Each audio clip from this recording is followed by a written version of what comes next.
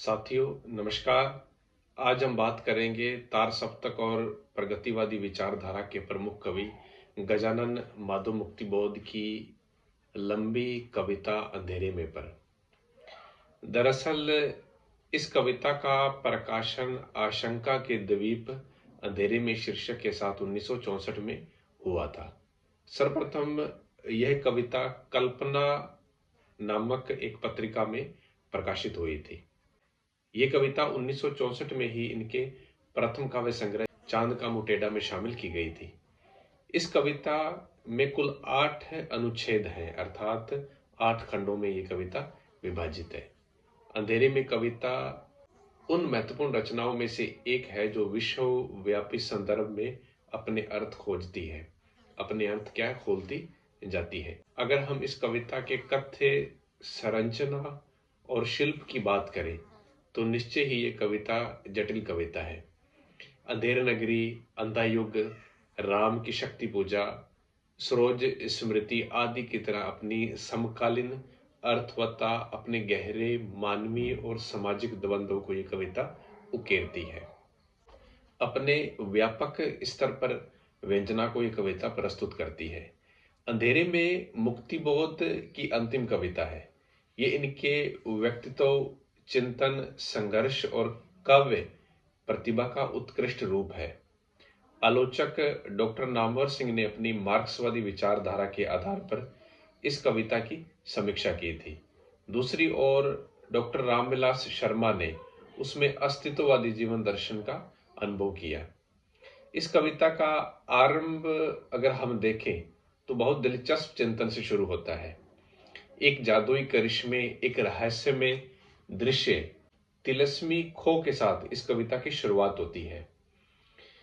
जिंदगी के कमरों में अंधेरे लगाता है चक्कर कोई एक लगातार। प्रश्न ये है कि यह रहस्यमय व्यक्ति कौन है। इसकी केवल आहट सुनाई देती है, फिर अकस्मात फूले हुए पलस्तरों का गिरना व एक बड़े चेहरे का बन जाना। यहां भी कोई अनजान रहस्यमय चेहरा दिखता है और फिर तिलस्मी खो में खो जाता है। कवि एक जगह पर यह कहता है कि आवाज पैरों की देती है सुनाई, बार बार बार बार, वह नहीं दिखता नहीं दिखता नहीं दिखता। आगे वह व्यक्ति अलग अलग प्रकार से अलग अलग व्यक्तित्वों के साथ क्या है सामने प्रकट होता है। यहाँ पर जो काव्य नायक है कवि, फिर तिलस्मी खो का शिलाद्वार धड़ से खुल जाता है। उसमें से स्वप्न लोक सनात एक पुरुष को आते देख कवि यह संदेह प्रकट करता है कि कहीं यह रहस्यमय व्यक्ति अब तक न पाएगी मेरी अभिव्यक्ति तो नहीं है।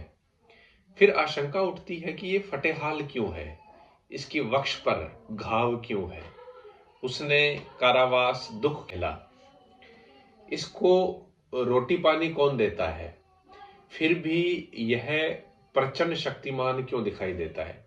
इसी प्रकार के जो प्रश्न है कवि के हृदय में, उसके अंतस में उठते रहते हैं। कविता के तीसरे खंड में एक स्वप्न का जिक्र है। काव्य नायक को लगता है कि स्वप्न चल रहा है या जागृति शुरू हुई है। यहां काव्य नायक और कवि एक हो गए हैं। कवि फैंटेसी को नई रोशनी में देखने लगता है। जागृति शुरू है और ऐसा होने पर फैंटेसी के दृश्य बदलने लगते हैं। यद्यपि पृष्ठभूमि वही है, वही घनी रात, रात के 2 बजे, जंगल में सियारों की आवाजें, जैसे किसी असंभव घटना का संदेह हो। तभी काव्य नायक को तोलस्तोय दिखाई देते हैं।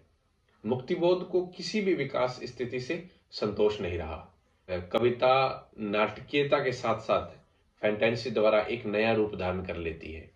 काव्य नायक को विचित्र प्रोसेशन दिखाई देता है, एक विचित्र भीड़ दिखती है जो किसी मृत्यु दल की शोभा यात्रा से उसे लगने लगती है।